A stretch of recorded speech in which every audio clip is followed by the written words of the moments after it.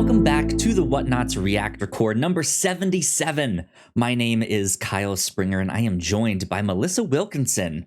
Melissa, how's it going? I am going well. How are you? Doing well. Today was a busy day, but I am happy to be here. I'm excited to talk about Nope, which is what we will be doing a spoiler cast of.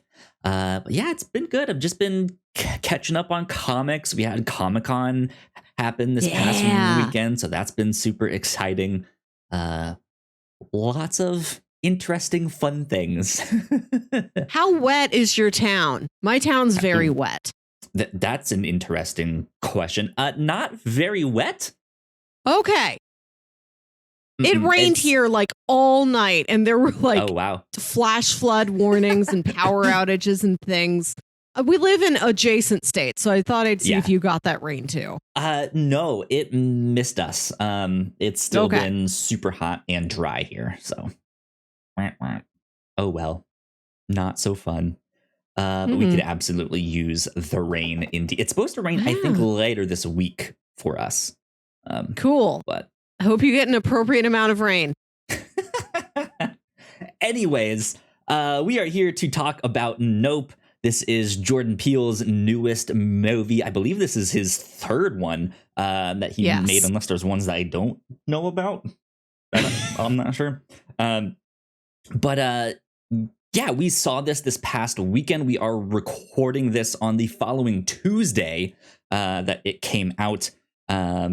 So yeah, I'm excited to dive into this one. This is interesting for me because I haven't seen any of his other movies.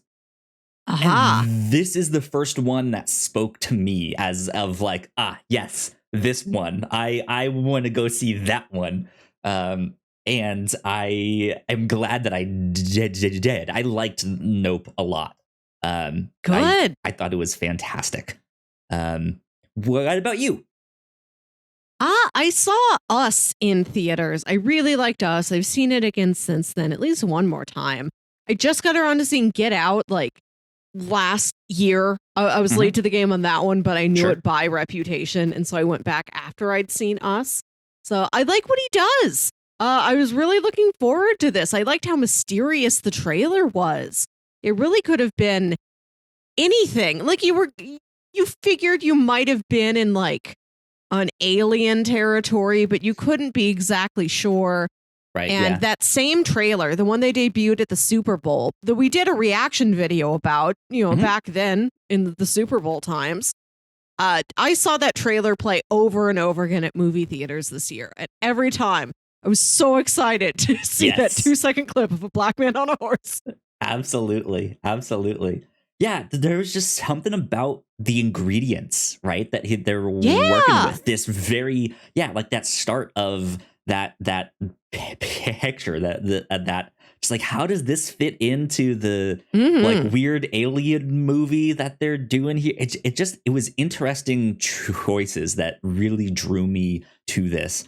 But yeah, now that I have seen it, I thought it was great. I thought it was very original. That being said, I also think it's kind of this generation's Signs. The old M. Night Shyamalan movie is like what I'm equating it to in my head here. Signs, which I believe did come out 20 years ago. I think that was a 2002 film.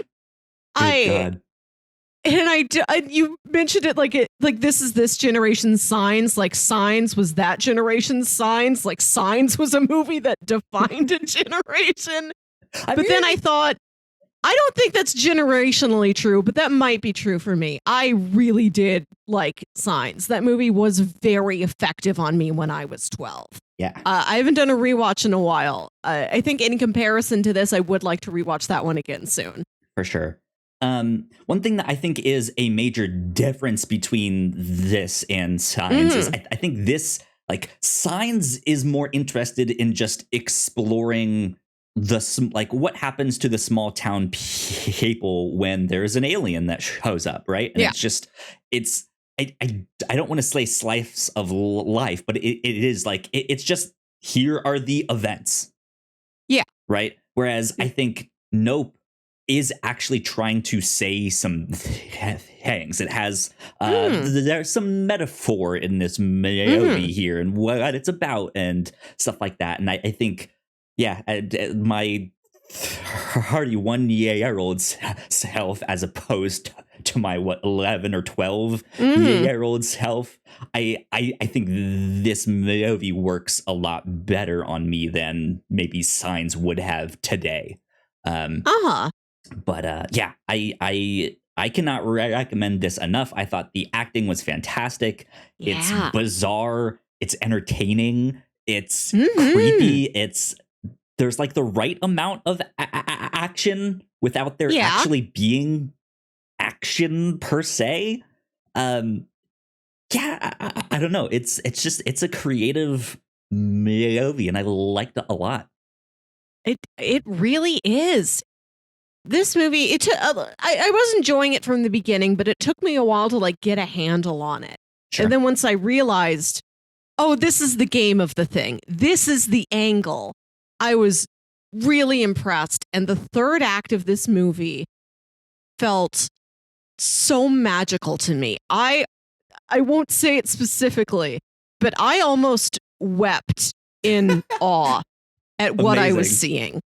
Was it from the sheer number of those wavy wobbly guys? Just like, oh my god! I mean, so I heavenly sight. Interestingly enough, my parents went to go watch this movie. It somehow made it onto their radar, and they wanted to go check it out. They were completely lost in this film. I see that. Yes, they were just like, this was the most weird, bizarre movie I've ever seen. I don't understand. Like, what? Like, why was there the wavy things? Why would you put this on the same level as like Napoleon Dynamite and I was just like, what? No, it's not a comedy. If the category you're looking at is inscrutable rural films, I guess so. I mean, yeah, they were more going for the like offbeatness of that. I'm just like, this was bizarre, right? And yeah, I was just like, no, like this is nothing like Napoleon Dynamite. This is nothing like Nacho Libre, which is another one that they mentioned. I was just like, this is not even in the same ballpark. But I thought that was the funniest thing in the world. Bless your parents for remembering the films Napoleon Dynamite and Nacho Libre. Two of my dad's favorite films, might I add, up there with Dodgeball. Wow, what a contemporary dad. He doesn't like any movies from his own youth. He likes all the movies from your youth. We've talked about Signs. When watching Nope, it reminded me a lot of Annihilation. And after the spoiler warning, I want to talk about why. Sure. Absolutely. Yeah, I don't have enough good things to say about this. If you've not seen it yet, go check it out. If it's up on streaming services by the time you are checking this out, who knows when that may be. This might be 2 years down the road you're watching this. Who knows? It's the 20th anniversary of Nope. Your generation has its own new Nope. Hey, remember YouTube? Let's go look up reviews of that movie Nope. So cool. Let me pull up Box Office Mojo here, as I like to do on these spoiler casts. So this it looks like it did not get an international release. So it only released domestically, where to date it has made $49 million, 49.14. So it's doing pretty good. And then I found another article that was interesting. This is also from Box Office Mojo, that says Nope views to 44 million, the best for an original film since 2019's Us by Jordan Peele. Oh, wow. Yeah. Which at the time made 71.1 million. That was in April of 2019. And then, of course, we've had the pandemic here. So the one that had the most since then was Once Upon a Time in Hollywood with 41 million. So interesting. Nice. Interesting stuff. But yeah, it seems to be doing pretty well. I think reviews are mostly positive and all of that good stuff. But with that, I think this is a good time for us to take a quick break, do some housekeeping, and then when we come back, we will dive into spoilers. So we will be right back. We put a lot of hard work into the shows that we make, and yes, we make multiple different shows here at the Whatnauts, and we'd love it if you check them all out. You can find out more information on our website at thewhatnauts.com, as well as your favorite podcasting platform of choice. When you type in the Whatnauts, all of our shows will pop up right there. Just don't forget to give us a nice rating and review if you like the shows. If you want to support what we do here at The Whatnauts, patreon.com/The Whatnauts is the best place to do that. You can support us for as little as $1 a month. You can get all kinds of exclusive content at the $3 tier. You can also get a shout out and a thank you on all of our shows at the $5 tier. You can support us on Twitch by subscribing to our channel at twitch.tv/The Whatnauts. And we would love to have you all join us for our live streams and talk with us in the chat. And lastly, we have merch. If you'd like to grab yourself a shirt or a sweatshirt or a mug or something else, go to thewhatnauts.com/store to pick up some merch today. Now, we are back. A big shout out to all of our Patreon supporters. Thank you all so much. It means a lot. Thank you. Thank you. Cool things that we have been up to here at the Whatnauts. On our podcast called The Review Show, we have been covering all sorts of cool things recently. Melissa, do you want to share some of the things that we've been talking about? Yes, our most recent episode is about a Netflix German language 4-episode drama series called The $1 Billion Code. Yeah. This is based on a true story of this small German software company in like 1995 that made the predecessor to Google Earth and thought they were on top of the game until Google Earth came out. And they're like, wait a minute, that's ours. So the show is a flashback to those times and a look at the trial is set in 2014. A look at the trial. They are taking Google to trial to say, no, we created this software. We deserve the credit. Yeah. It was a lot of fun to watch that. We were super excited because we had covered Halt and Catch Fire in the past, and a favorite show of mine, which is also a German show on Netflix called Dark. And this show shared a couple actors from that. So we were just like, this is like the perfect show for us to check out. Right up our alley. Indeed. Could be right up your alley. Like I said, it's only 4 episodes. If you've been wanting to take a look at foreign television series, you could start with The $1 Billion Code. Absolutely. And then on the captain's log, Melissa, you and I made some bingo cards for all the Marvel announcements that will be happening between Comic-Con and D23. Now, like we said, Comic-Con has already happened, so we have a number of those bingo squares already filled out on our own. But we still have D23 to look forward to in what, like a month or so, month-ish? It's sometime in September. Month and a half. I don't know exactly when. Something like that. So we will be discussing all of the Marvel announcements and what have you on the captain's log as well. But yeah, that is about all the housekeeping that we got for right now. So let's get into spoilers. Cool. Here we are. So we normally cover movies in our spoiler cast, but just by kind of doing the broad strokes of the plot and using that as a jumping off point. Melissa, do you want to start this one? Yeah, this movie's got a very striking opening. It opens on footage not seen in the trailers. You have no context for it yet. You don't know how it fits into the story. You don't learn for quite a while.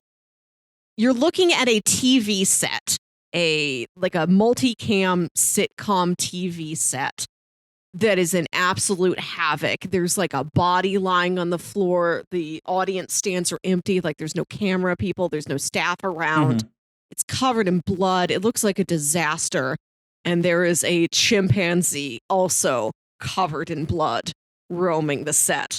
And in the middle of all this havoc, some actor's shoe has come off, and their shoe is balanced perfectly on the heel, standing perfectly upright in the middle of all this chaos. Eerie, yeah. Yeah.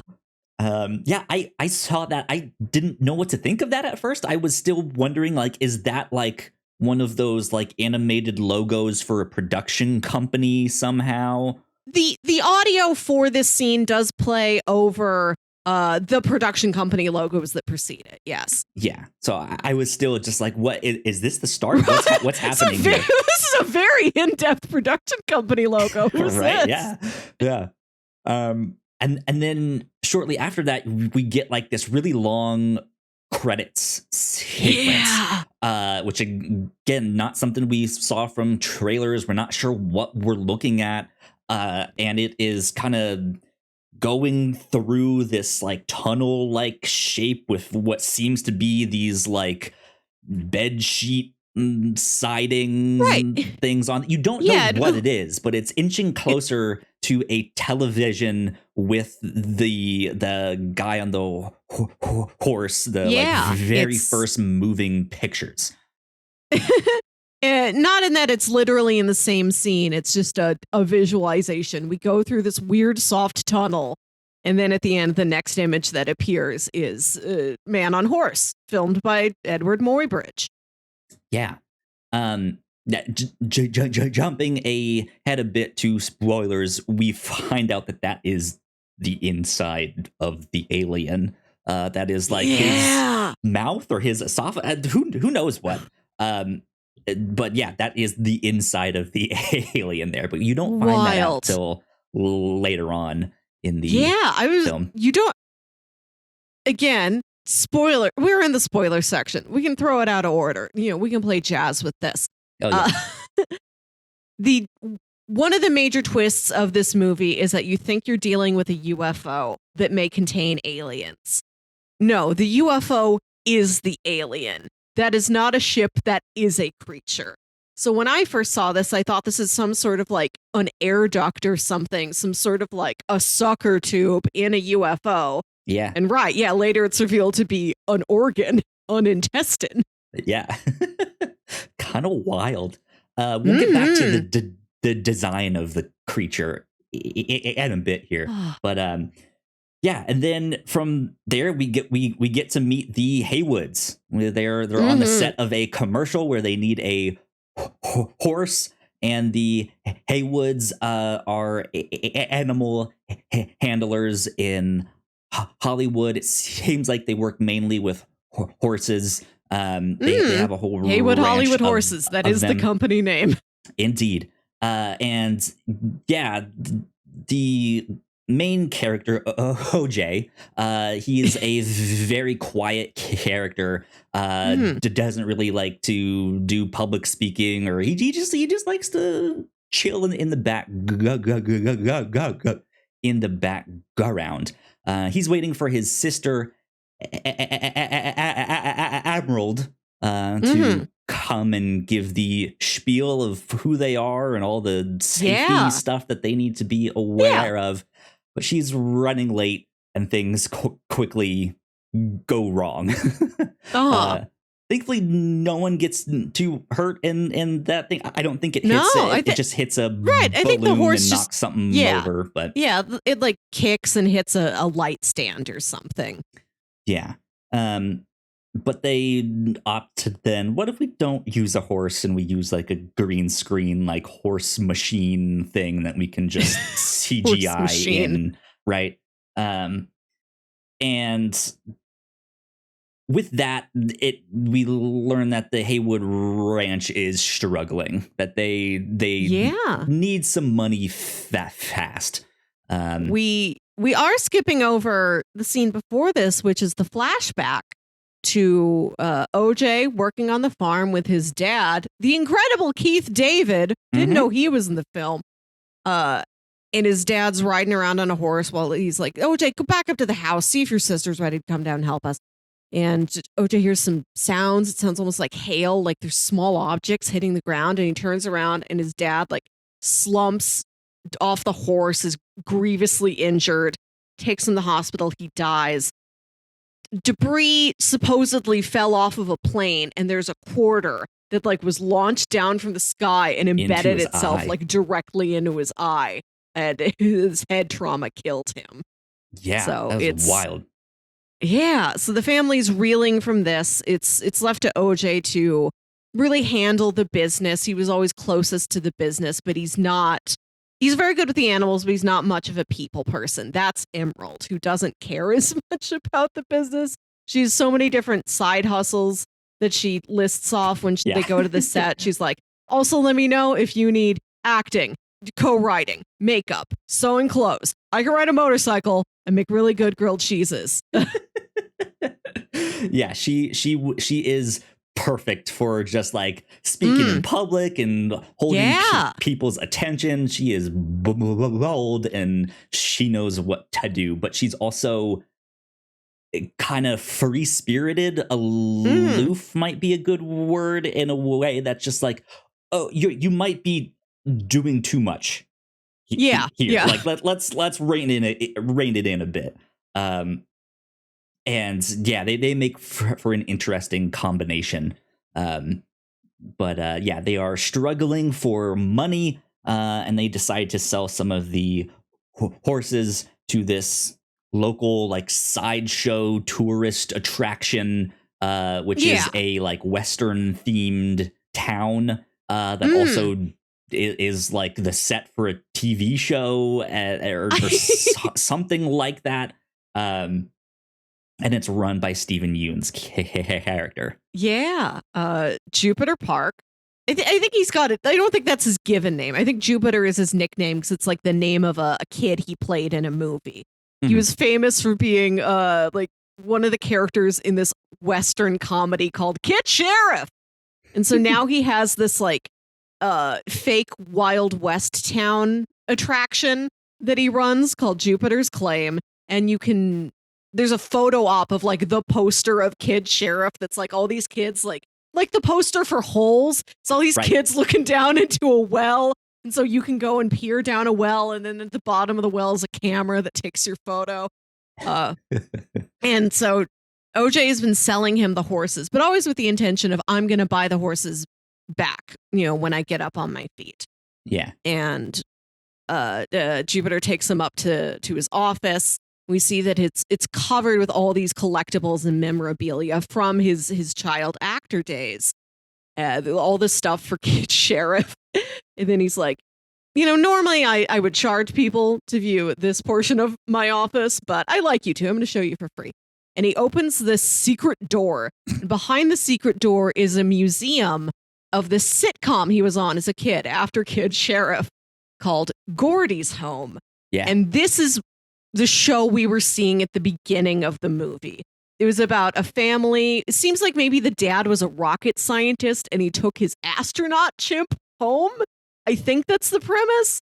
And in one infamous episode, Gordy's birthday, a balloon, there were balloons as part of the birthday party set, and a balloon suddenly popped and the chimpanzee actor went berserk and tore the set apart and grievously injured, possibly even killed people. And Jupiter was one of the few to get out of there intact. Yeah. So let's back up a bit here. So one of the first things that I want to talk about is the mystery of this film, right?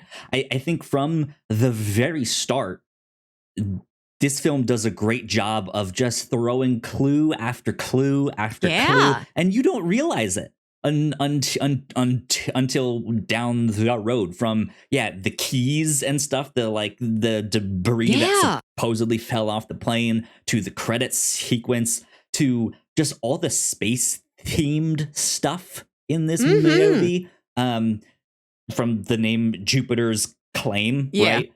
To the Fry's store that they go to, which has a like UFO little thing in their logo. Right. Are you aware of Fry's Electronics?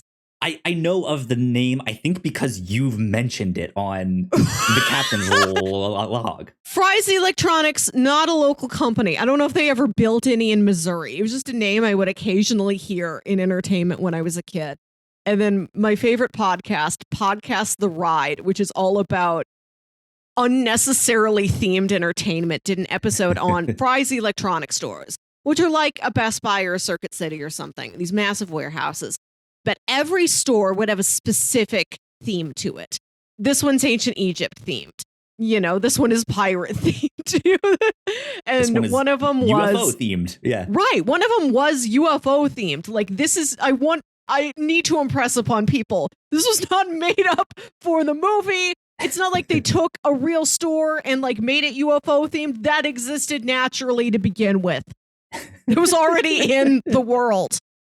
Jordan Peele didn't make it up. Your real world you're living in, all Fry's Electronics are closed. But at one time, yes, you could go buy a DVD player from a place with a big spaceship out in front. Yeah.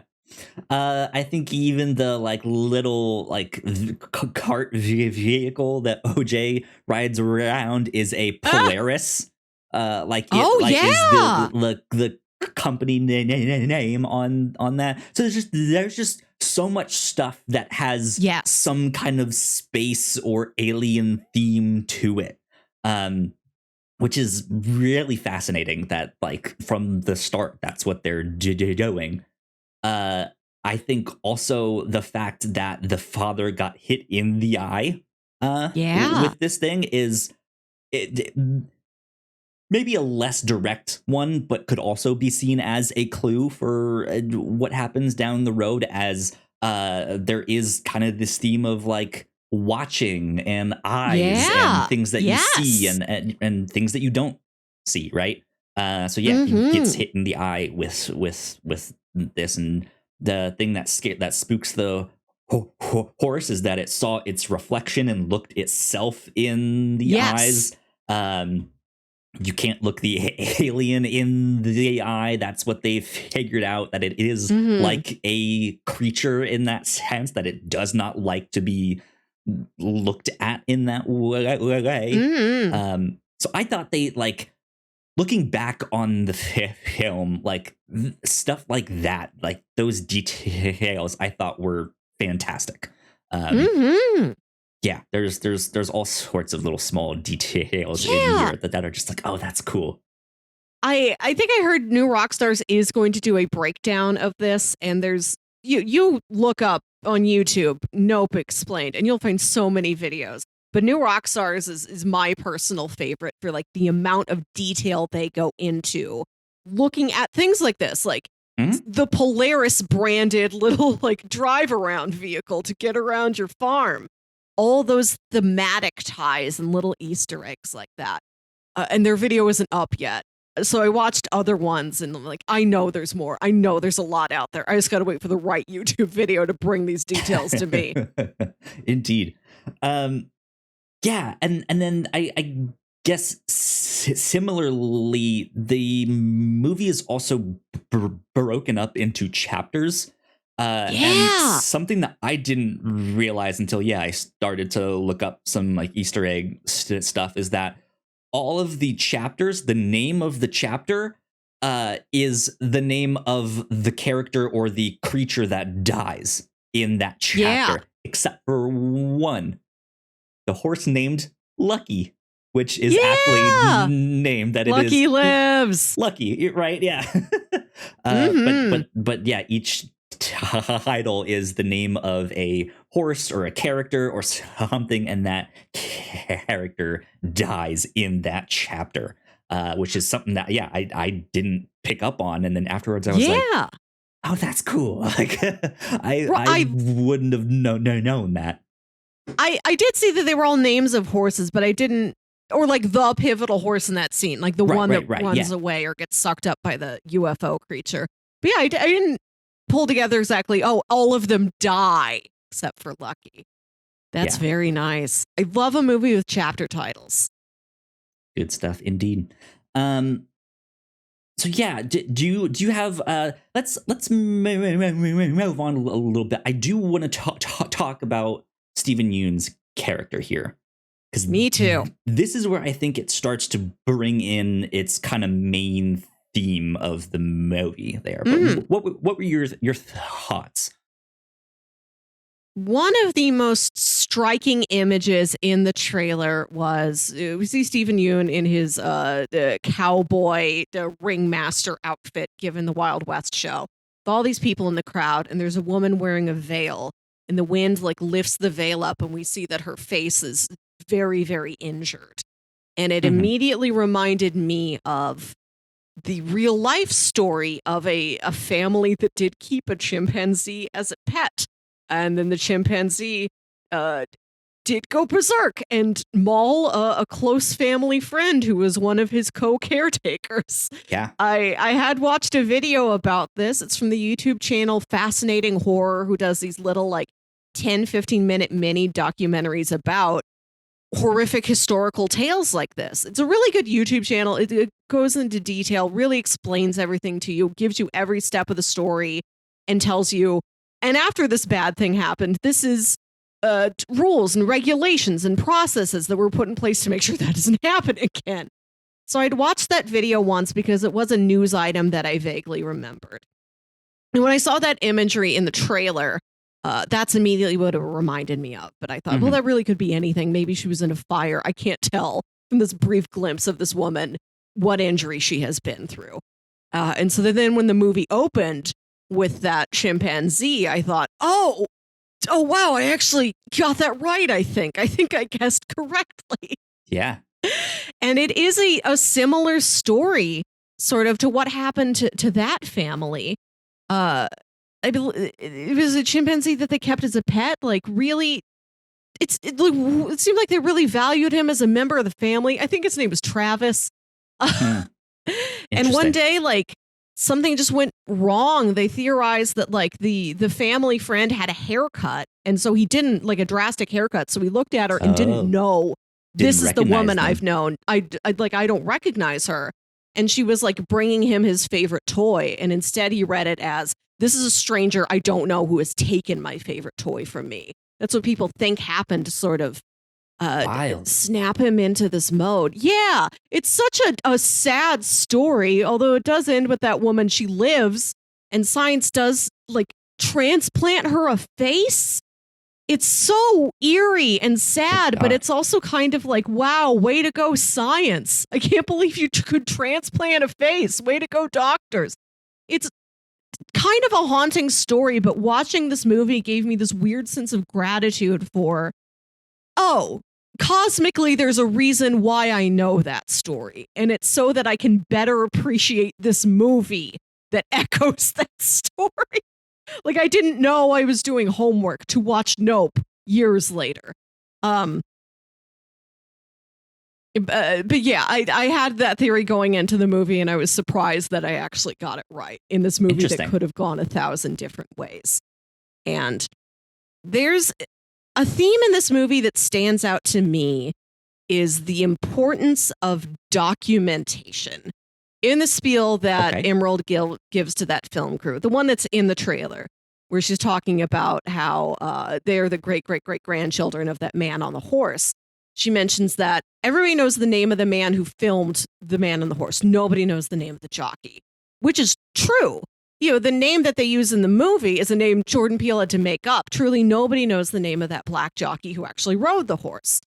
And then Stephen Yeun's character has this museum of this TV show he was on that lasted like less than 2 seasons before it was canceled because the chimpanzee star attacked all its co-stars and had to be put down, had to be shot.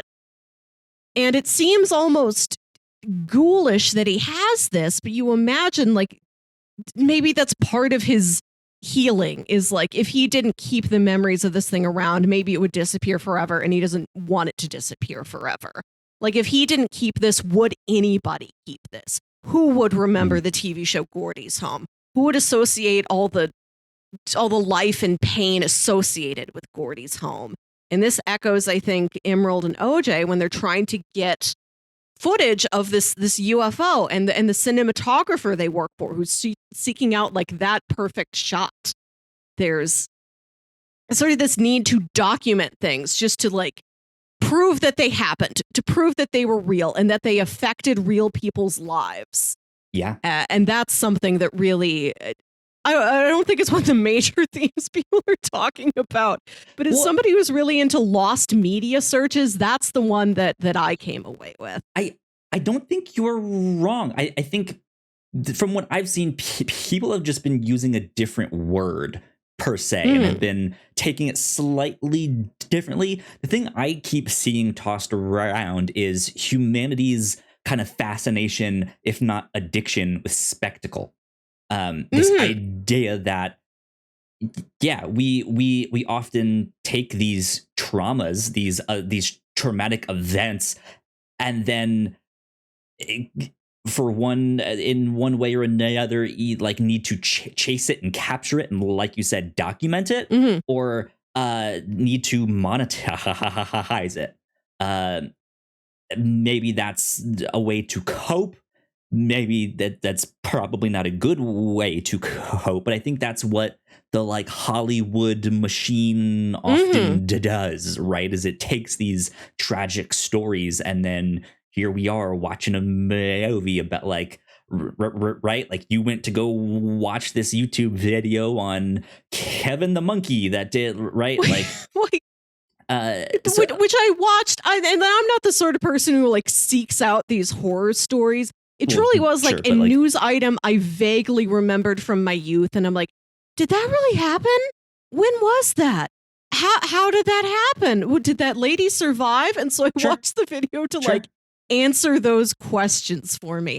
It was in 2009. I was shocked to find out it was that recent. I thought that happened when I was a child. My brain just immediately learned it and then fogged it up. Like, don't think about that too hard. Yeah. I mean, the point is that people like to document all sorts of stuff, right? For all sorts of different reasons.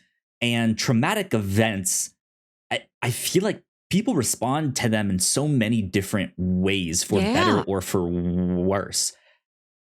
And you would almost kind of think that, hey, a traumatic event like this chimpanzee, this monkey going around and beating people half to death would be something you would want to forget and move on from.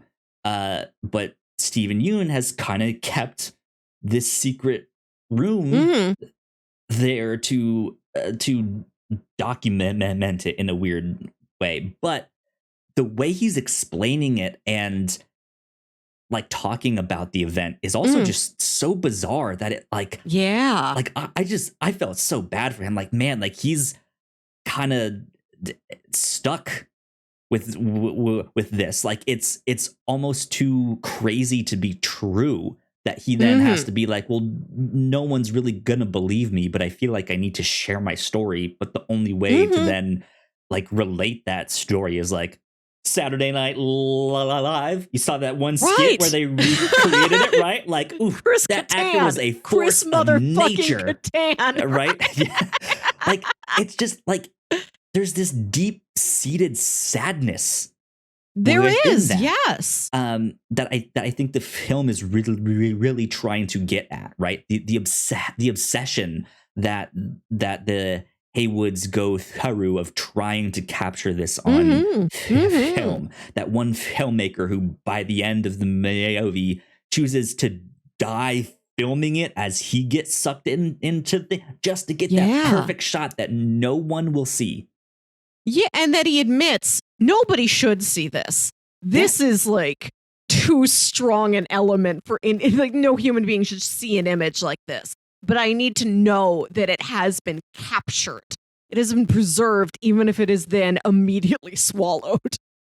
Yeah, so it's just, that is the kind of overall theme of the movie that I saw and that I've seen people talking about. Yeah, it's just that, like, people just want to capture this stuff, just watch a spectacle. Like, you see a wreck in the street and you can't help but look as you drive by. Like, that is what this film is talking about. I think so, but there is also an element of the more we record about a spectacle, the more we're going to get about the actual stories behind it. It's not just, wow, look, we were able to film a horse and freeze the film and prove when a horse trots, like all four of its hooves leave the ground. That's why that was filmed. It was like a bet this guy had with his friends, and he's like, I'm going to film a horse and I'm going to show you. And we lost the identity of the jockey along the way. Yeah. You know, people might have heard, oh, did you hear about, why they canceled Gordy's home? That chimpanzee snapped and killed everybody. But Stephen Yoon keeps the stuff to sort of preserve the story of, it's also this sort of part of his ringmaster act. He takes people into this like sideshow room almost, but he's making that part of like living history. Like his co-star who was on the show, like she is there in the audience. She's his special guest who he invited. Yeah. Like, and it's not like she's made, and he like mentions like, hey, everybody, welcome to the show. I'm here. I want to thank my lovely wife. My kids are going to be helping me out here. I want to thank Mary Ellen, my old friend, my first crush, and she's mentioned, but she hasn't made like a, let's all look at the woman who had her face ripped off by a chimp like that.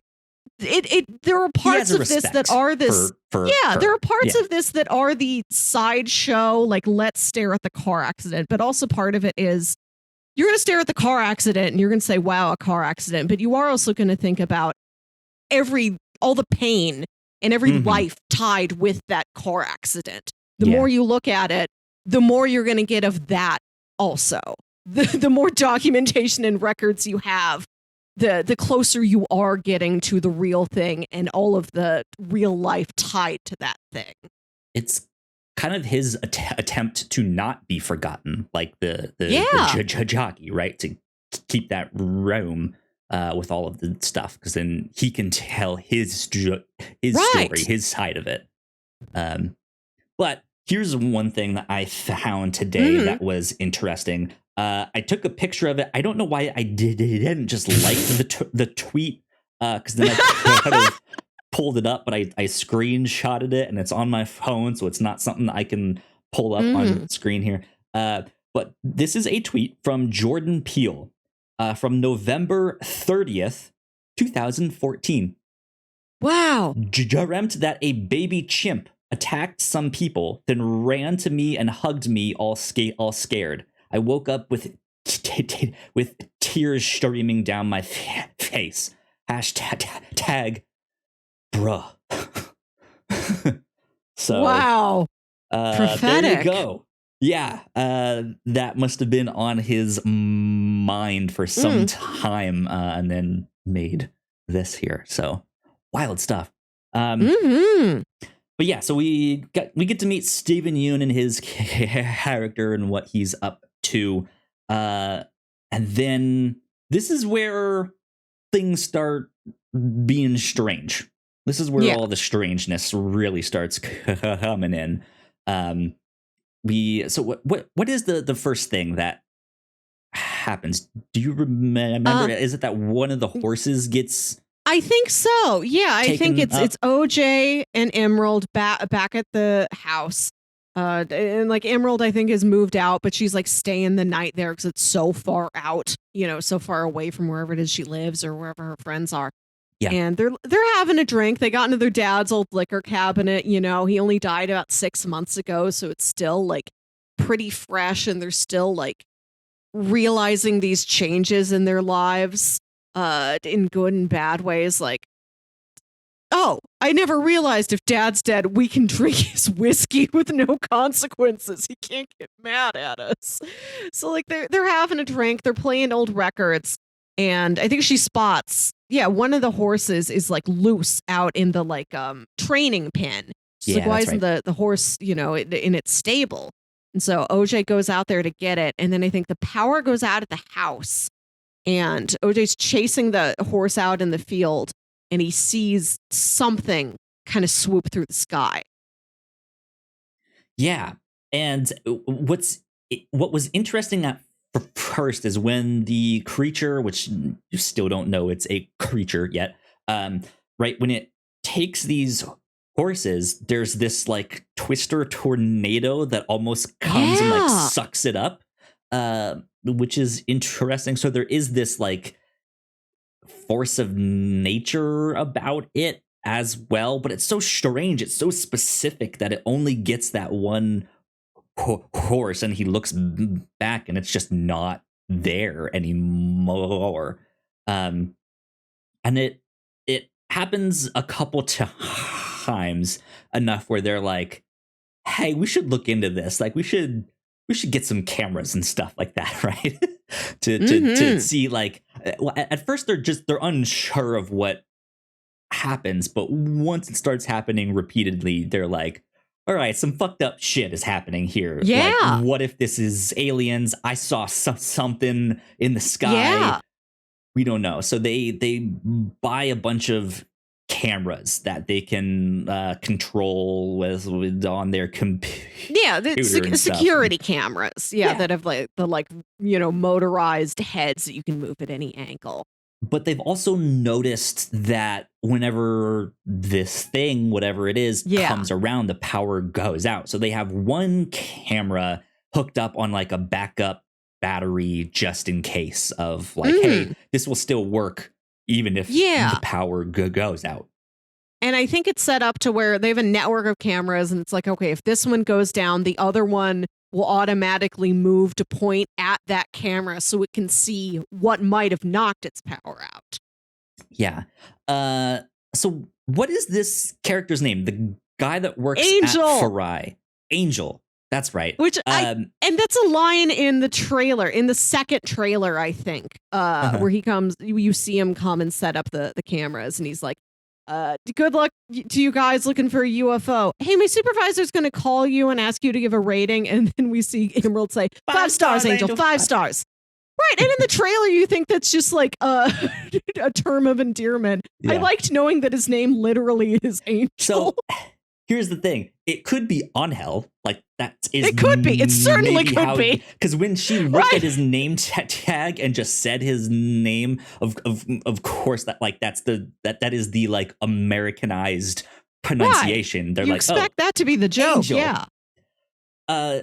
So I thought his character was interesting at first. For a lot of it, it feels like he's just there. I mean, he kind of is, right? He just kind of attaches himself to these. I do people. like He's that. Like, I know you're up to something here. I think it's aliens. Right. Like he mentions he's just been through a breakup. He's really lonely. He helps him set all this stuff up. And he's like, he mentions that he's got like software, like he can get in the back end and see everything, the recording. So he's like, I'll help you guys out. I'll check up on you. And they're like, no, we're fine. But he's secretly doing it anyway. And so he gets roped into to all the UFO capturing antics at the end of the movie. I do love when there was a small incidental character introduced for a practical reason who just refuses to leave the narrative. I kind of like that, to be honest. Like, it's just, he's so much just like, this guy still at first, but then he's actually like, he's kind of cool. Like, right. He's as like few boundaries as he has, he turns out to be pretty nice. Yeah. So a couple things with this guy's character. So according to interviews, apparently he was supposed to die in the original script. That makes sense. There's a scene at the end when it's like, well, that was probably when he was gonna die right there. Because, ooh, man, I'm not one for horror films for the most part, right? And so this was maybe the most scared I was is at the end of the film when he is wrapped up in that tarp and all that barbed wire and the alien is about to get him. I was just like, oh man, like I can't even look at this. Like, this is awful. Thankfully that's not exactly what happened.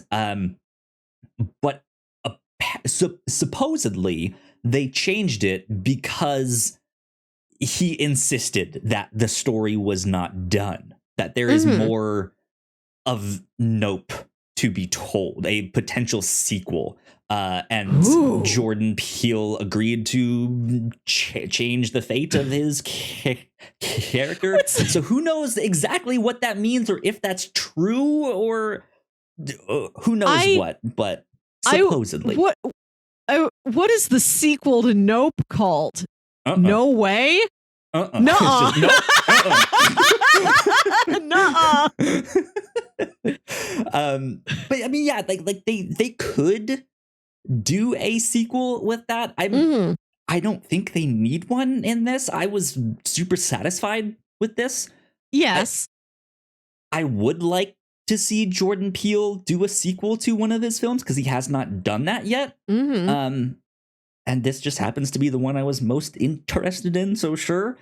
But here's where I'm going to mention something interesting. It's not necessarily about Angel, but his name also kind of sparks that. So the design of this creature, this alien, of course, at first you think it's a spaceship, right? Because it is this flying saucer-like thing. It is round, it's kind of sharp on the it's cylindrical, but it's like sharp on the edge, maybe a little bit bulged out in the center. It has this it's flying saucer shaped. Yeah, exactly. I do want to say that when you're on the ground and you're looking up at it, it's this big beige circle with a dark hole in the middle, and it looks like you're looking up at a giant cowboy hat.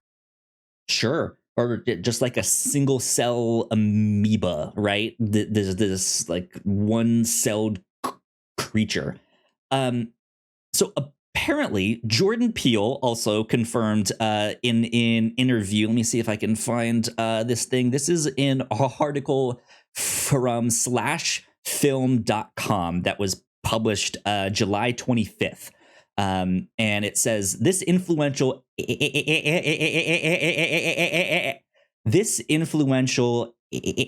anime inspired the final alien design in Nope. And of course it says major spoilers, but it goes down to be like, hey, these are kind of based on the designs from Neon Genesis Evangelion. The creatures in there that they fight are called angels. Yes, that's right. Yeah. And it lists two of them. There's one I'm showing it on screen. Ah, damn it! I hit the wrong button again. It was at the end of the show. Yeah, it's doing the end of the show thing again. Good night, everyone. Button. There you go.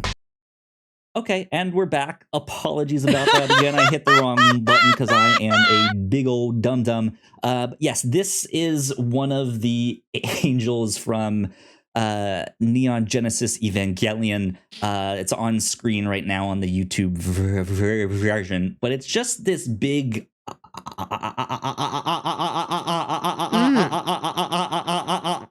it's this big like flying saucer shape that looks like an eyeball.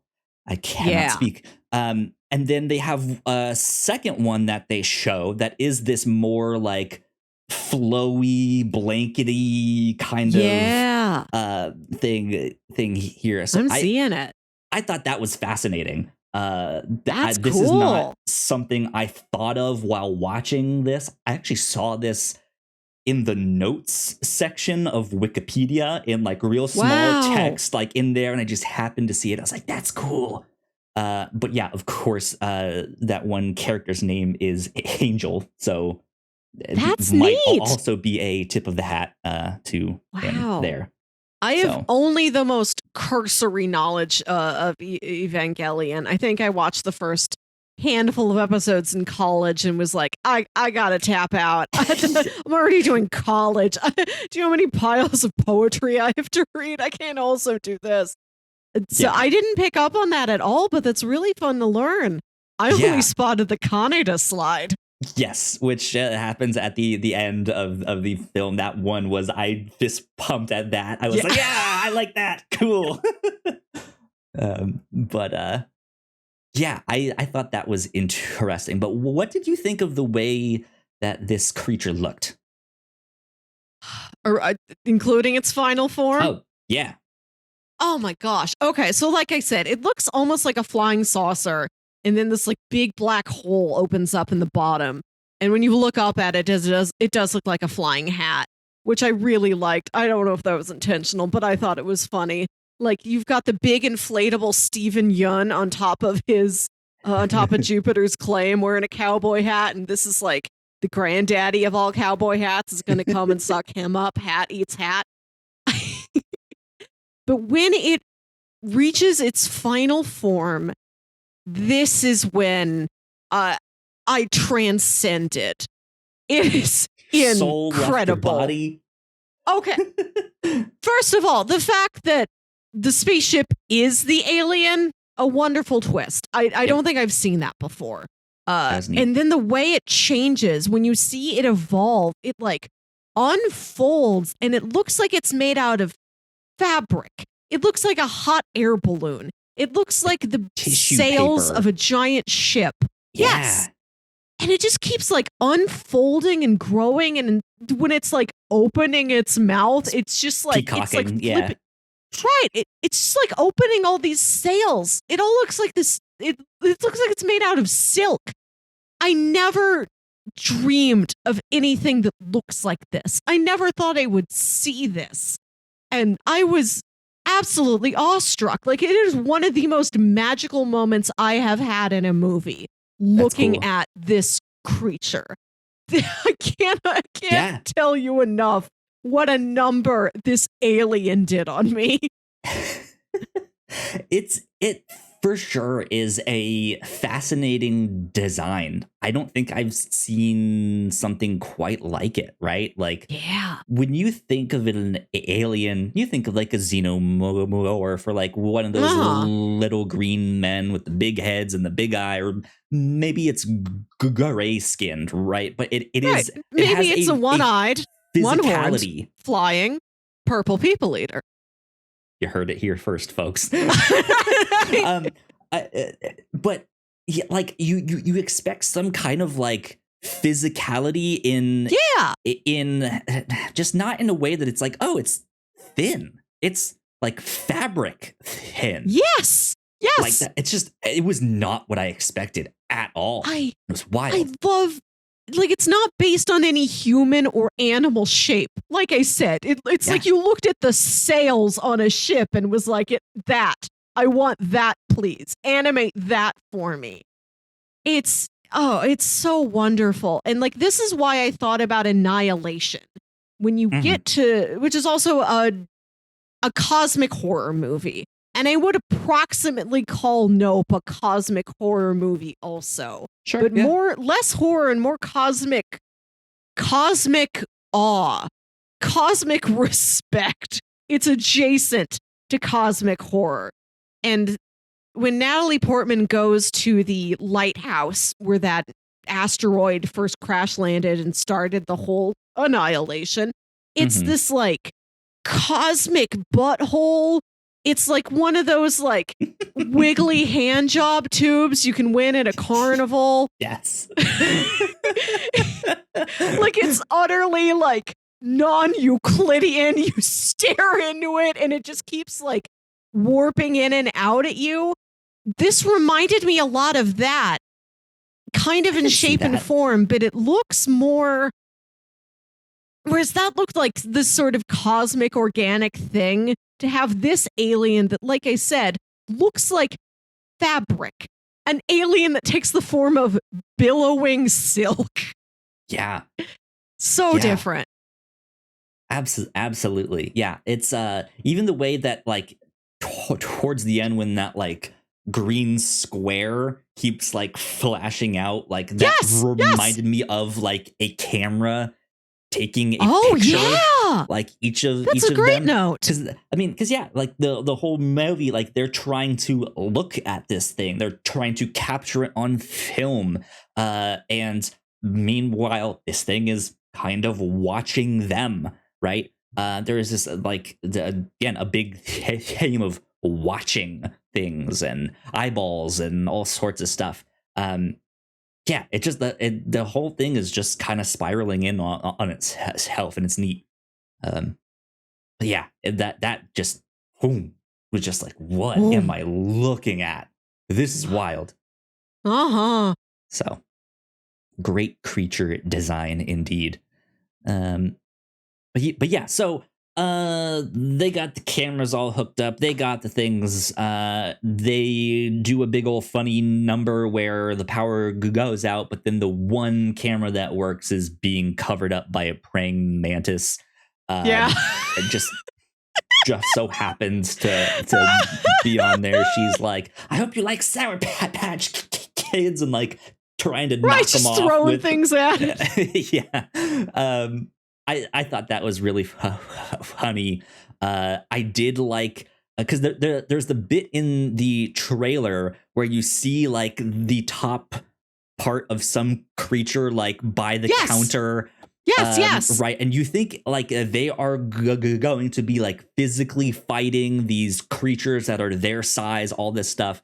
And yeah, it turns out that after Emerald stole one of the like plastic, I'm not sure what it's made out of, but these like like a 6 foot tall fiberglass rearing horse from the outside of Jupiter's claim. Yeah Stephen Yoon's character sends his kids to go fuck with them to like go scare them, and they're in their alien outfits, and they're so that's cute. the thing. Yeah. I liked that scene a lot. I don't know if he sent them or if the kids just did this of their own volition. Like, how dare you mess with our dad?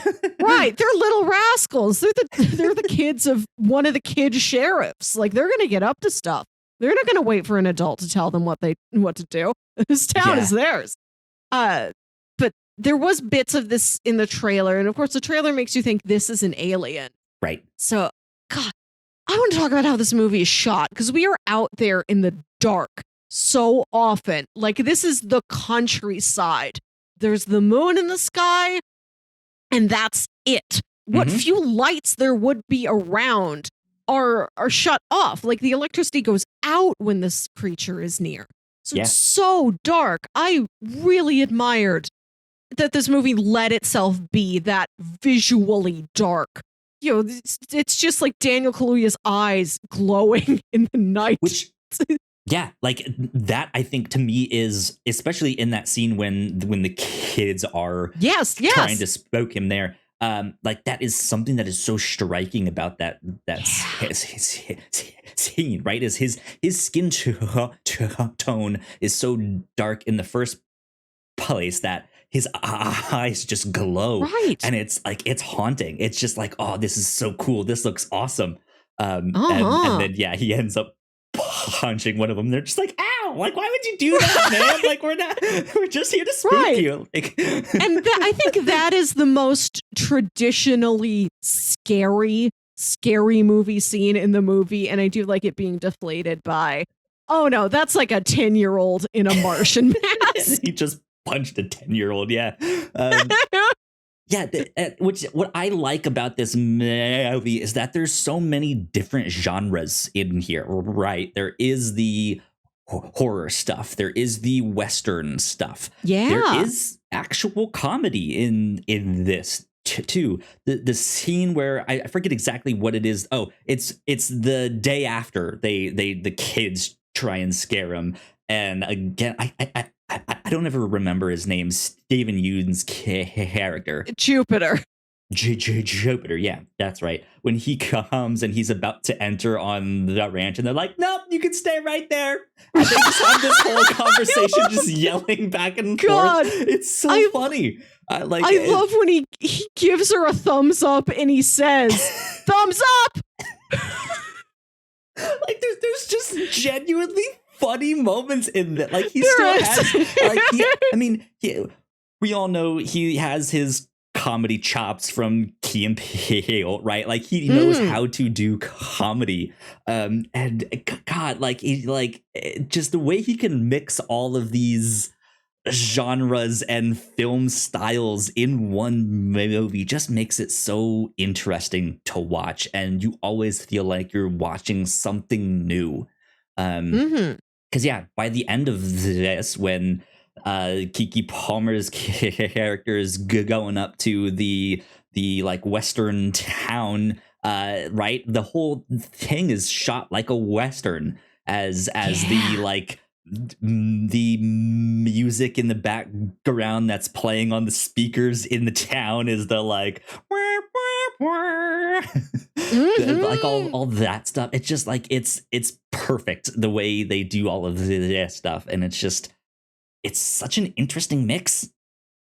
I don't know. Yeah, there's a lot of ideas going on, and it's not until I think we're coming up in the scene where Jupiter does have the lasso star experience, Jupiter's claim. Yep. Which is where he has encountered this ship. And he's figured out kind of what it is. And he thinks, I can make this part of my rodeo show. It's like he's going to have a horse out there as bait, and he's going to lure the spaceship out there, and it's going to lasso. It's going to suck the horse up into it. And that's the equivalent of the lasso show. Yeah. But it goes wrong. Like everybody's watching this thing approach, and it takes everything. It takes everybody. It takes except poor Mary Ellen, who already is missing half her face. She gets sucked up there. The ultimate tragedy. Yeah. It sucks up the Slurpee machines. And then later, the OJ comes up there, and this is when he starts to put together what this thing is. And this is another one of the really excellent twists in this movie, where this movie does something I never thought anybody would do in this genre. We've got the ship is the alien, but he looks up at the alien and he thinks about it the way he thinks about his horses. He's like, that's an animal. It's a predatory animal. Like, you don't look that in the eye. That's why it takes people. If you look at it, if you observe it, well, if it sees its eyes, if it sees your eyes on it, it will see that as aggression, and it will attack you, and it'll gobble you up. Yeah, it's also the fact that the horse was still standing there, and the horse, if I'm not mistaken, had blinders on. I think so. I think that was meant to just like, all right, you see straight ahead, go out that way, right? And that way it wouldn't get sucked up by the thing. But yeah, that's not what happened. So this is the point where we start to get these clues that like, oh, this is not a spaceship. This is a creature itself, right? Yeah, like you said, he puts it together that it's a predator. Don't look at it in the eyes, because everyone that's missing here is the audience. They would have been looking at this thing. That's why they're gone. And this horse, who's just standing there being a horse, right? Yeah, didn't look at it. And yeah, but this is also where not only does OJ put that together, but then like as a viewer, you start to put it together, because you get the scene inside the thing now, where it has eaten these people and they are stuck in this windpipe, this bowel tract, this intestine, who knows what. Um, and they are getting eaten up, but they're alive. Like, it almost kind of looks like they're in a bounce house that is collapsing in on itself. Like, it's kind of weird, but they're all screaming and all that stuff. The alien has eaten the horse that had the flags on it, so the flags are sticking out of its mouth hole. I don't know if that's exactly what it is, but it's eaten up these things, and it feels like it's chewing on them, but there's no teeth, but there's no like digestive liquid either. It's dry up there. For a while, you can like see this thing flying around and hear the people inside it screaming, which is just kind of like, like this is awful. Like, they've been screaming that long. And there's no like waiting area inside where they can be like, well, I'm in the stomach now, so right, there isn't a directory. Right, like, you are here. It's the whole thing is bizarre. Like, you don't know exactly how it works, which I think was a great choice, because I expect it to have some kind of stomach or like something to break down what it eats, or teeth to like grind it up and chew it. But that's not necessarily how an alien works. And so the fact that we see a bit inside, but we're not even really told how it works. It's not important for the movie, but at the end of the day, you're just like, I don't know how it ate those things. Like, I just don't understand it. Right. Like we said, it's dry up there. It's just wind. It just eats you with wind. Yeah. So it's a fascinating. Yeah. The twist that he can take his animal handling skills and apply it to this alien was really inspired. I don't know if I've seen anything quite like that before. And it's a nice echo to the flashbacks we get. We had a flashback of that day on Gordy's home where we see little Jupiter Park. Again, I forget what his real name is. Let me look that up while we're... Yeah. But he's like hiding under a table. He's like kind of obscured by a tablecloth, and he's watching all this go down. And he sees Gordy kind of limp over to him and offer him his fist bump. Like, that's what those characters did on the show. He's like, that's the first exploding fist bump in history. I helped invent that. Like, he sees his name was Ricky Park. Ricky, okay. So he's like, he sees the chimpanzee come over to him and like offer him his knuckles, like he's coming back to the habits he normally knows. He like offers him his knuckles, and like then somebody comes in and shoots him, and like gets blood all over little Ricky Park. Those scenes are so haunting. You've got that perfectly vertical shoe, which is never explained or touched on. We see that he has that shoe in his little Gordy's home museum, but it brings to mind that line, which is in the movie and was a big part of the first trailer, where OJ asks, "What's a bad miracle? Is there a name for that?" Like, that's sort of what that event was. Like, nobody could have predicted Gordy attacking anybody like that. And you can imagine that maybe he was mistreated, but I don't think there's any textual evidence for that. Like, he doesn't mention like, Gordy worked long hours and they kept him in a box or something. Like, we don't know if anything was literally going wrong. He could have been very well cared for. He could have been very well handled by like people who really knew what they were doing, but something can just happen and then everything goes wrong. That may have been a bad miracle. The perfectly still shoe could have been a bad miracle. Even just the idea of like someone like his character surviving. What's the thing that today would say? It'd be like, it's a miracle you're still alive, right? Yeah. Or you didn't get hurt. And it's just like, I mean, sure, I guess in a weird, fucked up way that can be considered a miracle, but look at everything that just happened, right? Like, that's not a miracle. Yeah. Him surviving, Mary Ellen or whatever her name was, surviving after what she was been through. You could call these miracles, but they are so tinged with tragedy and lifelong hauntedness. Is that a bad miracle? Yeah. So now that he's figured out that this is a creature, it's not a spaceship, it is the alien. He can kind of put that to use. They start to kind of develop a plan to be like, okay, here's how we get this on camera. This is when they employ the services of the cinematographer that was on the commercial, who's supposed to be one of the best people out there to do this. And at first he's reluctant, but once it takes the all of the people at at Jupiter's claim, then he's like, okay, something is happening over there. It might be worth getting this shot. I want to mention that this actor's voice is otherworldly.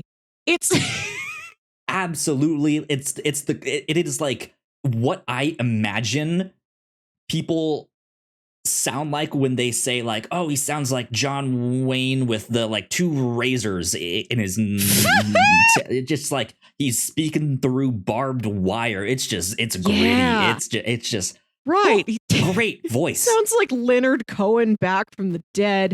The fact that we got this guy and Keith David in the same movie is an embarrassment of voice riches. We were spoiled for sure. But yeah, so they start developing a plan. They eventually come up with the idea to use all of these like wacky wavy arm guys to like map out where it's at, because they will deflate when they can know where it is. I really like this detail that they steal all of these and then they power them with the car batteries from the cars of everybody who was taken from Jupiter's claim that day. They're like, nobody's going to miss these. Yeah. And these are specifically the wacky waving inflatable arm flailing tube men that do have little smiley faces on them. So they have eyes. You know, this is something that that the alien could register as another creature looking at it. Right. Yeah. And it's like the night before they're about to execute their plan. They're sitting around the table eating dinner, just conversing about what the plan is. And I forget how exactly it comes up. But God, what's that actor's name? We at least have to name him to do. He was all of this. wonderful. I'm not sure if I know him from anything. Michael Wincott. Wow. Is the actor's name. He played the characters named Antlers Hoist. Was his name. Antlers Hoist. Yeah. What is Michael Wincott in? Best known for his roles including Guy of Gisborne in Robin Hood, Prince of Thieves. Okay. Top Dollar, the main antagonist in The Crow. Music mogul Philo Gant in Strange Days. Mercenary Frank Elgin in Alien Resurrection. And hacker Adrian Cross in the TV miniseries 24, Live Another Day. He's been around. He's been in some stuff here. I have seen Robin Hood once. I forget all the parts of it that aren't Alan Rickman. So maybe I'll have to watch it again. But man, he starts in the straightest, most ominous way possible. Starts reciting the lyrics of One-Eyed One-Horned Flying Purple People Eater. Just slowly. And it was like, a one-eyed, one-horned, flying purple people eater. But he starts with a verse. and that's the thing. Like I don't immediately recognize the actual, but like I know the core. It was a one-eye, one-horn flying, right? Like I recognize that, but I didn't recognize the verse immediately. And so yeah, he's like saying this thing. It's like, oh, it's right. Okay, he's reciting a poem, huh? This is a strange guy, and then he gets to it was a one-eyed, and I was just like, oh my god! Like I immediately knew. I was like, oh, like this is so dumb, but I love it. I knew from phrase one. I listened to that song very often as a child, and I was disappointed that was not the end credits song.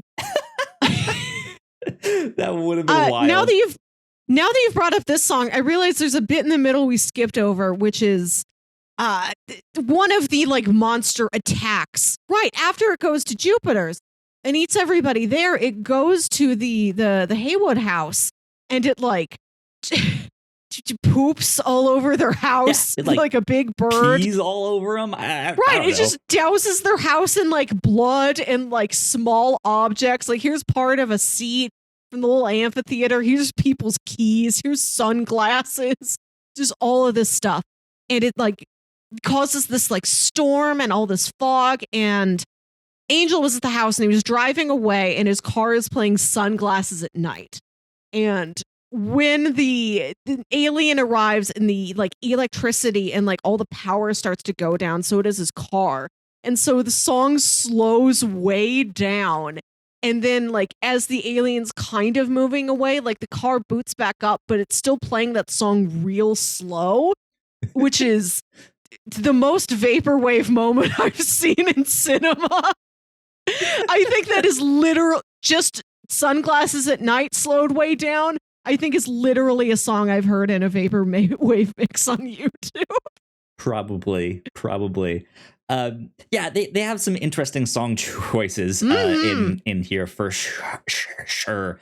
I think, yeah, the scene where it is just peeing on the house, like it's basically rain, but it's also all the blood from everything too. It's raining blood just on the house, and it is wild. I think that might be one of the scariest just like at least like that like 2 seconds that you see just this house just covered dripping in blood is one of the scariest bits. But yeah, I was like, that looks cool. That looks awesome. That was a great scene there. Yeah, so we did skip that there, but they start to execute their plan that next day when who shows up? TMZ.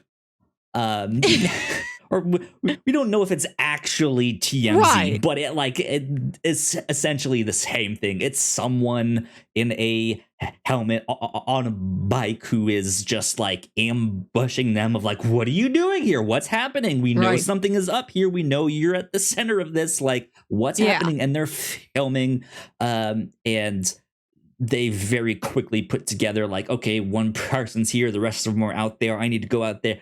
This guy is clueless as to what is actually happening, and he has the most reflective, like Daft Punk looking helmet here, right? Like the thing that you're like, he shows up, and you're just like, oh no, this guy's not like he's not making it.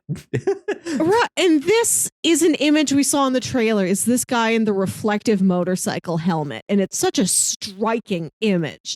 Yeah. You know, you wonder if he's like a really imposing, like threatening local sheriff. He reminded me of those mirror men from Infinity Train. Okay, yeah. And this is a character who shows up like in the middle of the third act who had not previously been hinted at all. And I wish we would have like just some dude seen. Right. I wish we would have like seen him around town or something.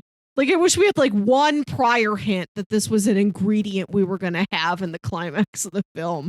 Because there is other stuff that I think the movie does set up in really subtle, unexpected ways. Where it's like, oh, I didn't know, like, that was set up. I thought that was just that. Yeah. But no, this guy comes out of nowhere.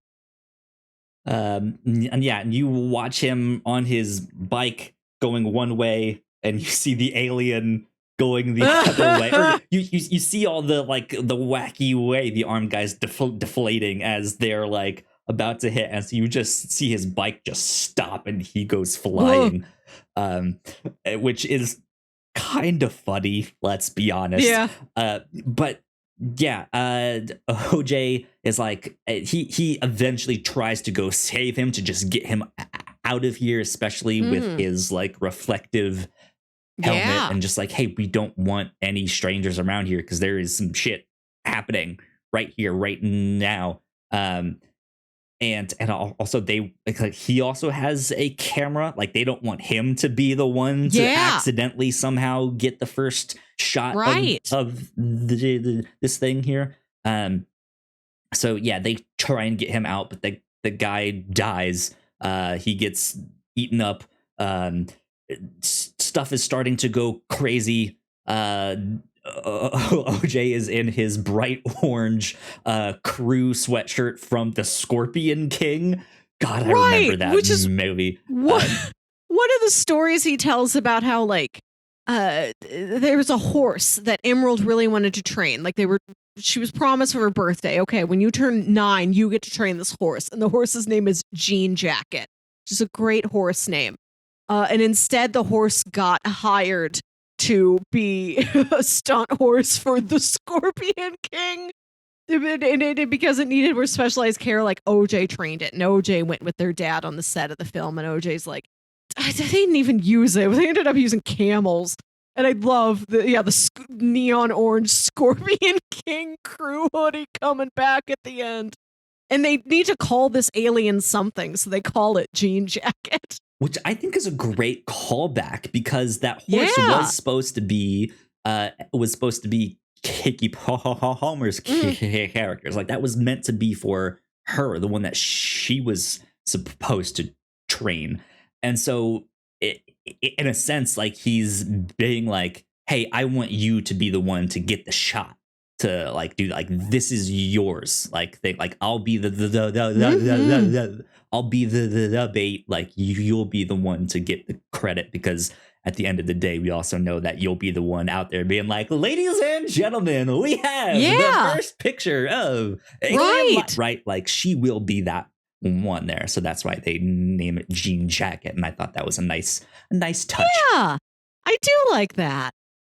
But yeah, so they start enacting their plan. He starts to like lead the creature around while the one dude is out there filming with a non-electrical camera. It's all mechanical. It's on a hand crank. They have to like switch out the film manually, all of that stuff. Wild stuff. And it eventually gets to the point where the cinematographer is kind of like, this is wild, this is beyond, like this is not what I expected it to be. This is like, people shouldn't see this because of just that like, this is not something we should fuck with, but at the same time I also want to get that shot, and so the perfect golden hour shot. Right, he goes rogue and he's like, look at me, and he's filming as he gets sucked up and eaten by this thing. Purpose. Like he doesn't accidentally, he doesn't think he can outrun the thing. He's like, I will die getting the final shot. Yeah. And it's this, it is one of those things that make me think about this movie in terms of cosmic horror, of this thing that is so horrifying and so beautiful. Also, at the same time, it's like, this will break you if you look at it. If you look at it, this is the end of you. If you don't literally die, it's going to scramble your brain. So you might as well die. In the same way that I think, like we mentioned before, a lot of people are fascinated by this spectacle of things, of watching things. There are creators that are fascinated by creating things to the point that it is detrimental to their health. And I think this is like the example of that, right? Just filming till he dies. But that like it almost just seems useless or futile, right? Like if you're filming till you die, and you get eaten by this. No one will see that shot. Like, and I think that's kind of the point. Like, I don't think he wants the shot to survive. He's like, I need to get the shot, but nobody should ever see this. Which also speaks to me with the, like, I don't know if anybody else is bringing lost media in the mindset to the table of this movie, but there's a lot of lost media that nobody wants to see. Nobody wants to hear the tape of the guy from Grizzly Man being eaten by the grizzly. People just want the security of knowing it does exist. It's in a safe somewhere. Nobody should hear or see certain things. But there's this fascination with making sure that a thing does exist, at least. If anybody ever, and like, you know, he does get straight gobbled, like nobody does. But the fact that for 1 second, footage did exist. Yeah. Yeah. And who knows, might still exist if it is like dumping out all of these keys and stuff. Like, there might be a bit of it that somehow survives. Who knows? I guess if the film gets out, though, it would be exposed and wouldn't work exactly. But we also never got to see what was on that first film reel, so there could have been a small clip on that too. We don't know.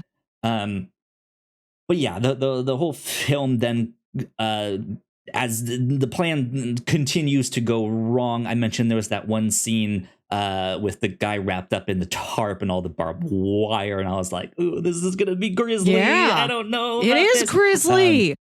They end up taking the bike that the TMZ guy brought, and they ride that out to Jupiter's claim. Thank God that Emerald knows how to ride motorcycles, because she rode that all the way out there. She gets there, does the Akira slide.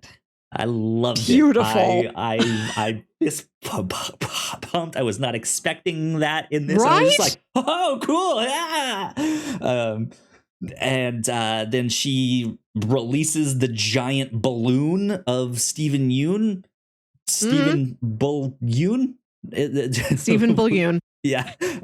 And it goes floating up in the air. Of course, it also has eyes. So it attracts the ire of this creature. And she is working that well camera. Exactly. As it flies over. And which is not something I thought would come back. I thought that was tied purely to Ricky Park's history as a child actor, sort of working off of his famous role in Kid Sheriff. I did not know this was part of the climax, and I really liked that surprise. Yeah, an interesting way to actually capture it on film there. But then, so I thought at the end of this movie that a couple different things were going to happen. So first of all, about halfway in the movie, I turned to my girlfriend who I saw this with and was like, how much you want to bet the last line of this film is, did we get it? And then it cuts off. Nope. And it's this like Inception, like, is it like names Nope because they didn't get it? Or as was that a reference to when his dad said it in the flashback, or just a reference to like, nope, I don't want to deal with all of this stuff, right? Or is it this Inception thing of like, maybe they got the shot and you just don't know. It just stops there. And that is like a mystery, right? And that didn't happen. But then when, she's cranking out these shots on this like giant well camera, and it's printing out these big, just like ginormous prints. I thought it wasn't going to show you the thing. It ended up showing it, but as soon as the people started coming, I expected her, when she started to stand up, to start her spiel. Ladies and gentlemen, my name is Emerald from Haywood Ranch. Back in my great granddaddy got the first, like all this stuff, and here I have the first. Like, I thought that's how it was exactly, and it's also these like sequential images. There's not enough of them to like flip book together into film. Yeah. But yeah, it does echo that. Yeah, and she didn't do that, and then she has this like Western moment as she looks out to her brother, who's like just outside of the who you thought was entryway dead of the ranch that says "out there," and it does the like, oh, he's the out yonder cowboy that survived. Yeah. I love that final shot of him neon orange in his Scorpion King crew hoodie. On his horse, looking like the absolute Western hero, framed perfectly, center of the frame. Yep. It's obscured by dust. Like, you don't even get that clear of a look at him, but you know that's him. And it's a wonderful final shot. Yeah, it's like the whole, man, I think also between brother and sister, their moments of just the like, I hate you is also poignant in this film. I don't think they did it at the end here, like not at the very end, no, but still, like that connection is felt like right there at the end. Fascinating. I also really like this is a brother sister movie. I think that's charming. One of my favorite details about the movie, again, this is one of the clips in the trailer where she's like, he was my great great great grandfather, and he says, there's another great, and she's like, another great, and you wonder. It almost lends itself to you thinking, oh, she's kind of checked out. Like she's obsessed with the showmanship and she doesn't really care about like the actual content of what she's saying so much as like the feeling it evokes in other people. Not and concerned later, with the details. Right.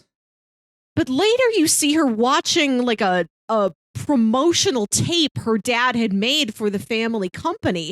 And that's what he says. She is repeating his spiel. That's why she's missing one of the greats. She is saying what her dad, one generation above her, would say.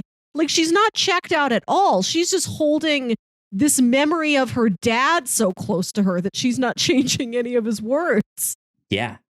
Man, I really, really enjoyed this film. I think there's a lot more to chew on in this than people think.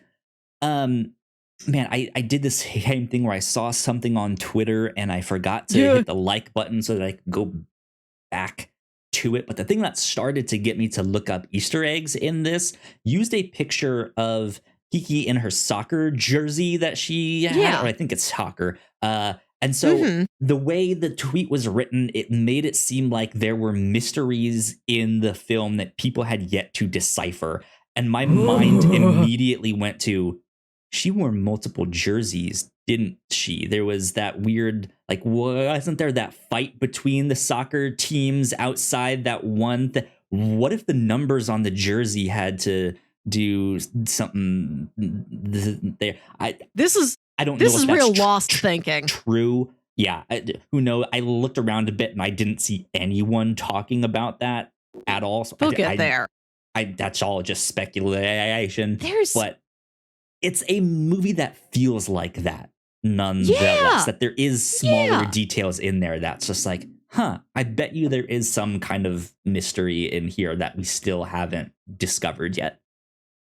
There's so much allusion and metaphor and like little reference details in Jordan Peele's films. That's why I'm waiting for like a good deep breakdown of this movie. I know there's so much going on. Like it's so rich and just like themes and meaning and everything that you can look at it and have it say about like the cinema and craftsmanship and spectacle and the humans' relationships with animals. And then also all these little thematic details. And you really should see Us. Us is full of so many tiny little details to echo like the central theme of like duality. That's a motif that runs through so many different elements in like the production design of that film. Yeah. Cool. Well, there you go. I think that's all I have to say on Nope. I thought it was fantastic. You know what? I put this film on the same level as Napoleon Dynamite and Nacho Libre and Dodgeball. It's great. I'm happy you enjoyed it. You're not typically a scary movie guy, so I'm happy you went to see this saw something a little bit outside your wheelhouse and you had a great time. This movie I wasn't sure like how to get a handle on it at first because it introduced so many different elements. I'm like, okay, what's the through line? What's going to happen? And then once you understand the ship is an alien, the alien is an animal you can treat like any other animal. You just got to know how to handle it. And the way the alien looks, this movie gave me things I never would have expected. It was such a surprise. Yeah.